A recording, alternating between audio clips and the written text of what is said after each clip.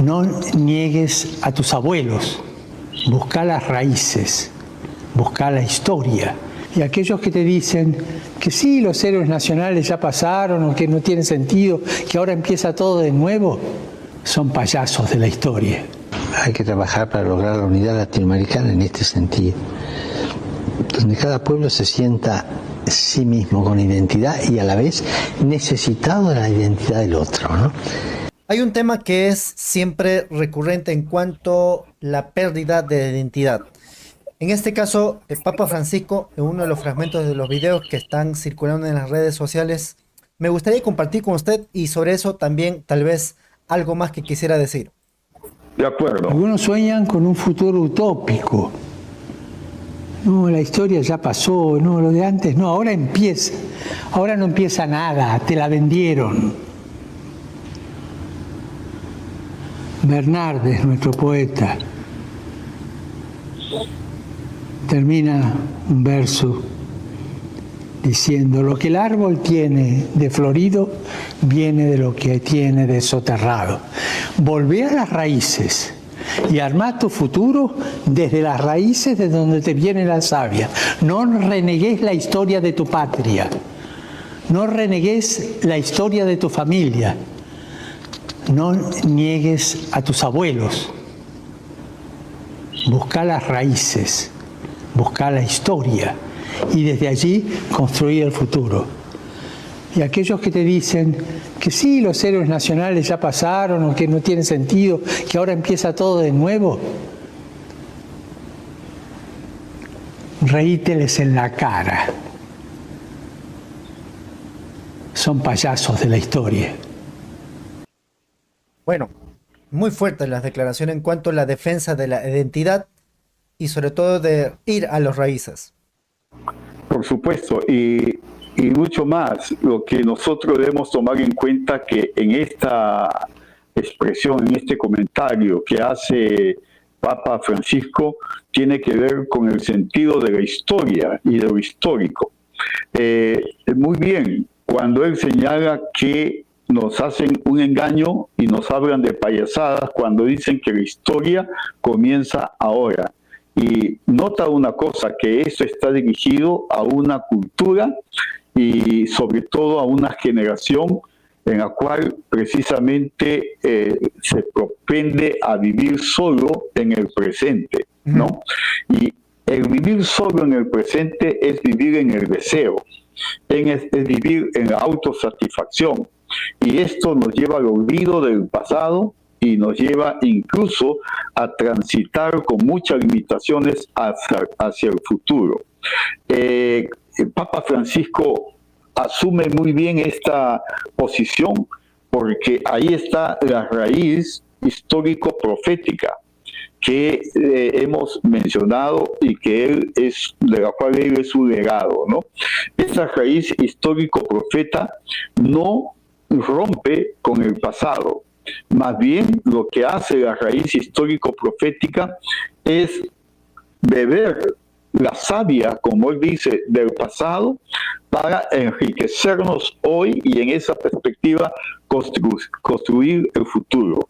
Ya en la década del 80 del siglo pasado se puso de moda este concepto que Francisco Fukuyama, el japonés norteamericano, habló, el fin de la historia, porque presumía Francis Fukuyama que el fin de la historia es el pleno desarrollo tecnoindustrial y que precisamente ese desarrollo tecnoindustrial culminaba con el capitalismo, incluso avanzando hacia la idea del neoliberalismo. Ya no hay más historia, ¿no?, que esta, pero además Francis Fukuyama decía que la finalidad última de la historia es existir, es vivir, es construir el capitalismo tal y conforme lo conocíamos en Occidente norteamericano y en parte europeo.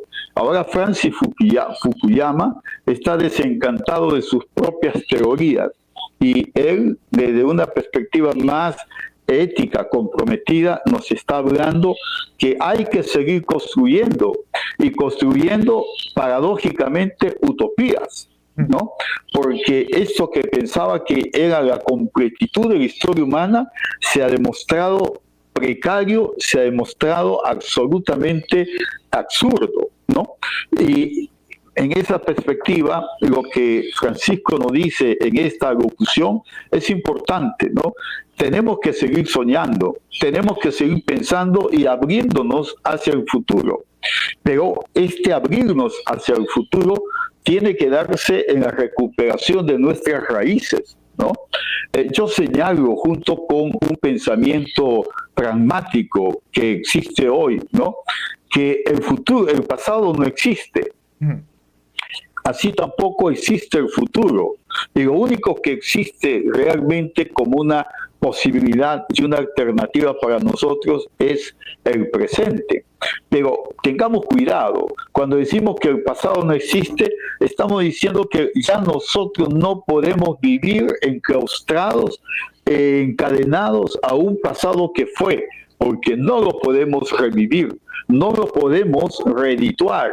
¿No? No es una página que podemos escribir de nuevo. El pasado, sin embargo, es parte de nuestra historia y nosotros somos aquí lo que se ha ido construyendo en la historia de años. Nuestros bisabuelos, nuestros abuelos, ¿no? Y nosotros para nuestros hijos y para nuestros nietos. Y el futuro no existe tampoco como una realización, pero existe como una visión, como una posibilidad. Y en esa visión y en esa posibilidad, el futuro es utopía, algo que no tiene lugar. El pasado fue algo que ya tuvo lugar, ¿no? El futuro es algo que no tiene lugar todavía, como decía Tomás Moro, ¿no? El utopos, lo que no tiene lugar. Pero el hecho de que no tenga lugar significa precisamente que nosotros, en el presente, con la savia que traemos del pasado, tenemos que ir construyendo los caminos y los procesos para hacerlos realidad. Yo consiento absolutamente con las palabras de la locución de Francisco. Y tengo que decir, y aquí me refiero precisamente a uno de sus paisanos, Milei, para decir que esas son payasadas, ¿no? Las payasadas de la historia que nosotros no debemos tener y recibir sin crítica, sin razonamiento, sin reflexión. Más bien, frente a esas situaciones, tenemos que salir adelante, trascender de nuestras zonas de confort, de nuestras zonas de existencia normativizada, para asumir rebeldía, para asumir responsabilidad radical y seguir avanzando. Como decía en ese sentido Papa Francisco también, hay que hacer lío, hay que hacer pleito, hay que cuestionar la historia, tanto la historia pasada como la historia presente, para ir cambiando las cosas e ir construyendo algo nuevo, algo distinto, ¿no? Importante esta apreciación de Francisco, especialmente dirigida, creo, a los jóvenes, ¿no? Que son las víctimas y son las víctimas inconscientes de estos discursos monocordes, estos discursos absolutos que hoy circulan en los medios de comunicación y también en las redes sociales, ¿no? Ahora, la partida de Papa naturalmente genera expectativas. ¿Quién va a ser su sucesor? Se dice que hay candidatos. Más o menos usted, ¿qué perspectivas tiene en cuanto a lo que podría pasar los siguientes días? Hay 6 candidatos aproximadamente, ¿no? Y todos vienen de distintos lugares, aunque la mayoría de candidatos vienen del norte, son del norte, de Europa y de algunos de Estados Unidos. Pero también hay una presencia del sur tercermundista, ¿no? Y en esa perspectiva, a mí me parece que nosotros no podemos tener en estos momentos una bola de cristal para decir y pronosticar quién es o quién puede ser el futuro Papa, el sucesor de Francisco, porque la manera como se trabaja en el colegio cardinalicio para elegir el Papa en realidad es muy compleja, ¿no? Y ahí se ponen en juego distintos intereses, tanto particulares, personales, como globales, pero fundamentalmente se pone en juego la institucionalidad. Y lo que tiene que verse en este próximo cónclave es el papel que la Iglesia Católica va a jugar en el futuro, en el contexto del siglo que estamos ya avanzando, y sobre todo en las transformaciones socioculturales, bélicas incluso, que estamos viviendo en el mundo. Se quiere una iglesia fuerte, se quiere una iglesia con un liderazgo que pueda trascender la institución particular, y se quiere una iglesia que pueda tener una palabra fresca, pero radical, iluminadora del comportamiento, de la conducta, no solo de las personas en el término moral, sino en términos éticos, es decir, colectivos. Yo no tengo en estos momentos la capacidad y la información para decir este es el posible candidato, el posible papa, pero sí tengo la expectativa que el papa que venga sea un papa que vaya en la experiencia, en el camino de Juan XXIII, el primer papa reformador de la Iglesia Católica en el siglo XX, y que vaya en la perspectiva del Papa Francisco, ¿no? Que es de alguna manera una continuidad de lo que Juan XXIII hizo por la Iglesia, pero fundamentalmente lo que hizo por el mundo, por la cultura, por la sociedad. De tal modo que Juan XXIII juntó la existencia de la Iglesia a los intereses de la historia, de la sociedad. Y Francisco ha sido capaz de entender ese discurso y de construir una experiencia que vitalice esa unión entre la Iglesia y el mundo.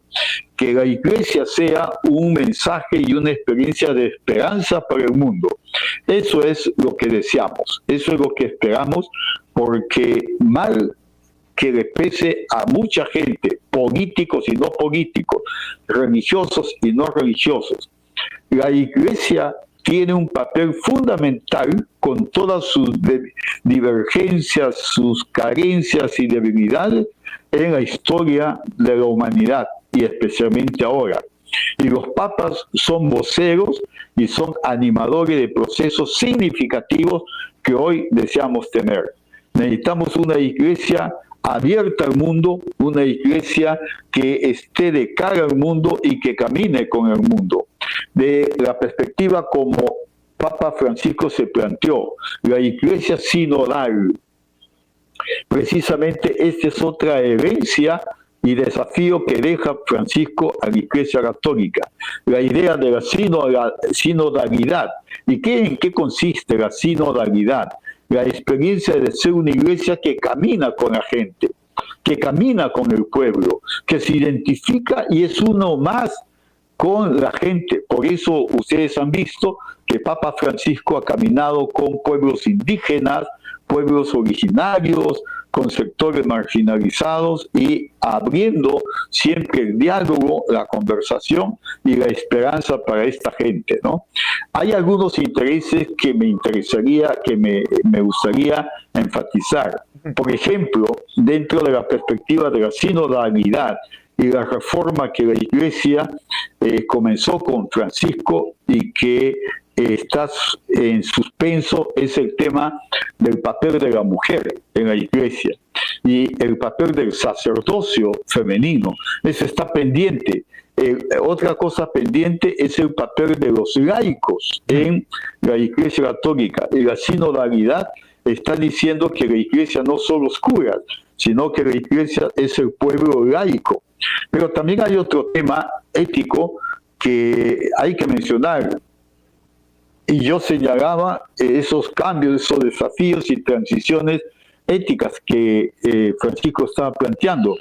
El tema de género, el tema de la sexualidad, el tema de hombres y mujeres que optan por una identidad particular y quieren vivir su plena fe, su plena experiencia humana en esas dimensiones. Yo creo, mira, Francisco deja una valla muy alta y deja también algunos temas que son muy cruciales, muy delicados para los que vengan después de él, ¿no?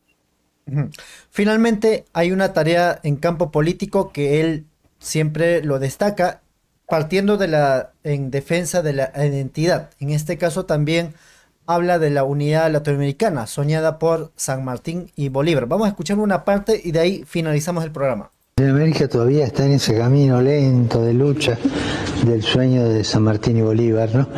Que es el sueño de la unidad latinoamericana, con los valores latinoamericanos. Y por supuesto, siempre fue víctima y será víctima hasta que no se termine de liberar de imperialismos explotadores, ¿no? Eso todos los países lo tienen, ¿no? No quiero mencionar porque son tan obvios que todo el mundo los ve, ¿no? Y el sueño de San Martín y Bolívar es una profecía, ¿eh? Ese encuentro de todo el pueblo latinoamericano, más allá de la ideología, con la soberanía de los pueblos, ¿no? Y esto es lo que hay que trabajar para lograr la unidad latinoamericana en este sentido, donde cada pueblo se sienta sí mismo con identidad y a la vez necesitado de la identidad del otro, ¿no? Esa es la reflexión que... Magistral. Realmente Papa Francisco ha expresado su magistralidad, ¿no? En estas experiencias y en estas alocuciones que han favorecido precisamente a ir construyendo estos procesos identitarios que incluso en América Latina lo esperamos. Y es importante mencionar que esto que dice Francisco se da en un contexto donde hay una fragmentación terrible en América Latina, ¿no? Y una fragmentación que incluso pone en riesgo las posibilidades de existencia y coexistencia del otro, ¿no? Lo que está haciendo Milei con UNASUR, lo que está haciendo de su parte Venezuela, Nicaragua, también con respecto al concepto del socialismo del siglo XXI, nosotros aquí mismo en el Perú. Y este aspecto me parece pone un énfasis clave para entender el sentido latinoamericano de esto de Francisco, ¿no?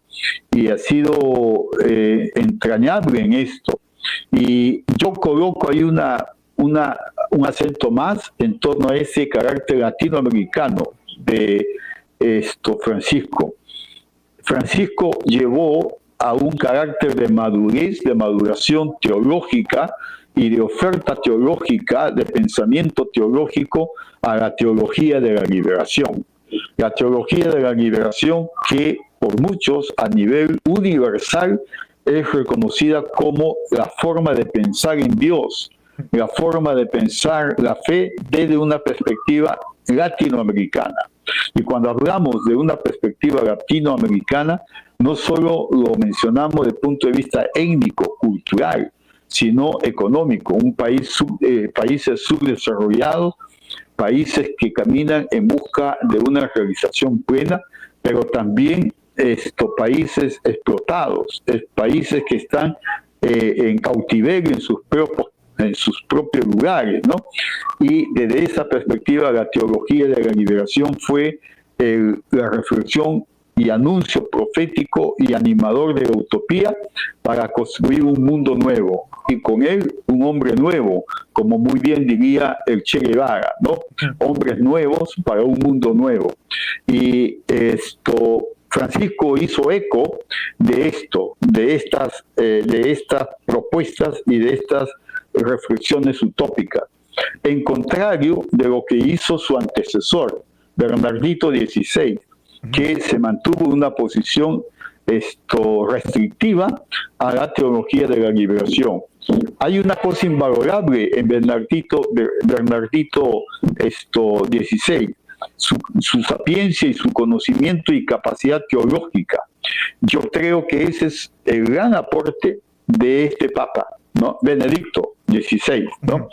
pero el carácter pastoral, el carácter misional, profético de Francisco lo hace trascender, y hace trascender de tal modo que toma la posición por los pobres, por los marginados. No es político en el sentido exacto y la categoría conceptual del político, pero su pastoral fue muy política, muy comprometida con la política y en ese sentido muy ética. Y el reino de Dios tiene una dimensión política y ética que no puede faltar en ninguna iglesia que se llame cristiana, ¿no? Ujú. Muy bien.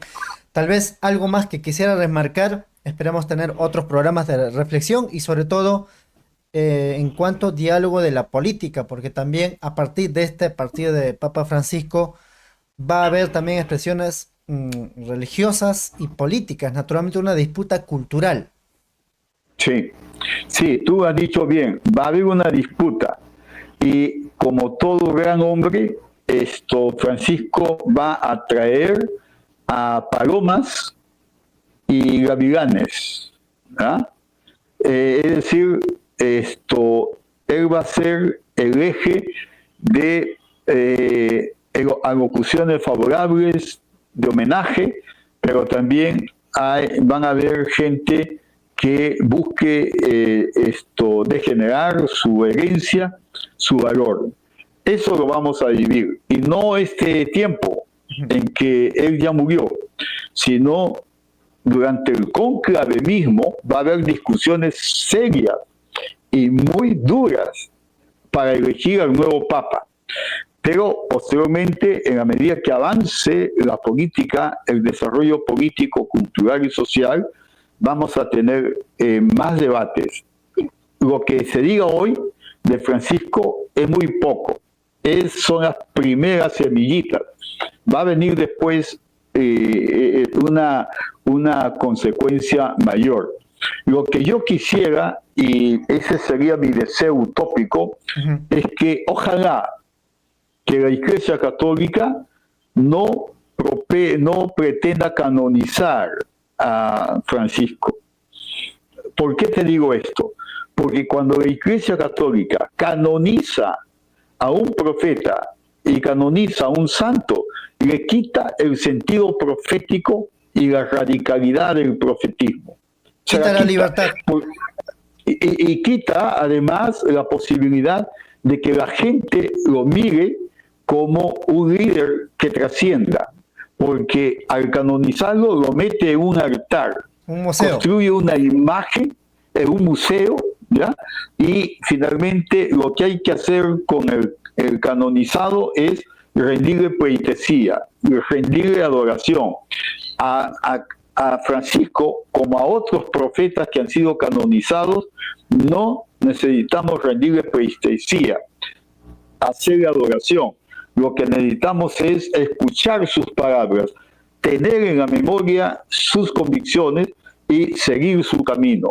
Eso se hizo con el santo ahora, Arnulfo Romero, en El Salvador. Sí. Lo canonizaron y le hicieron perder a Romero esa trascendencia y su envergadura profética y política. Esta es mi última reflexión que hago y espero que los católicos puedan hacer una profunda reflexión sobre el significado de lo que fue Francisco, pero también, más que de lo que fue Francisco, de las propuestas, de las reformas que todavía han quedado inconclusas. Lamentablemente, los grandes hombres que trabajan y que viven en una dimensión heroica, cuando mueren, dejan muchas tareas inconclusas, y los que vienen después las deforman o si no, las olvidan, ¿no? Esperamos que esto no suceda con Francisco. Y gracias por la invitación, y estoy dispuesto para que en cualquier momento podamos seguir conversando. Muchísimas gracias, Rafael Gotto. Un abrazo y agradecido por su tiempo y sobre todo las reflexiones que nos ha alcanzado para nuevas generaciones que no hemos tenido mucho seguimiento y tampoco mucha afinidad a lo que significa la Iglesia Católica por muchas razones, pero será otro día de conversa. Un abrazo, hasta otra oportunidad. Un abrazo, sí. Gracias. Gracias. Bien, nosotros nos vamos también. Les invitamos que puedan compartir el video. Hay importantes reflexiones que ha podido aportar, en este caso el hermano compañero, en este caso Rafael Goto, profesor, tiene formación en ciencias de la religión y conoce un poco más de cerca en cuanto a los acontecimientos que, digamos, que seguramente se darán en cuanto a la partida de Papa Francisco. Como siempre decimos, Tupanan Chicama, es decir, hasta nuevo encuentro. El Perú ahora se despertó, los hombres del Ande, los changas, los aymaras, los nativos, vamos a cambiar la historia del Perú, carajo. Aymaras nunca se rinden, hermano. Está firme, hermanos. Por eso estamos hoy día bien haciendo asamblea. No queremos a la Dina asesina. Congresistas, todos, que se vayan. Por favor, señora Dina, el pueblo, más de 80% de gente no le quiere, por favor, que se retire.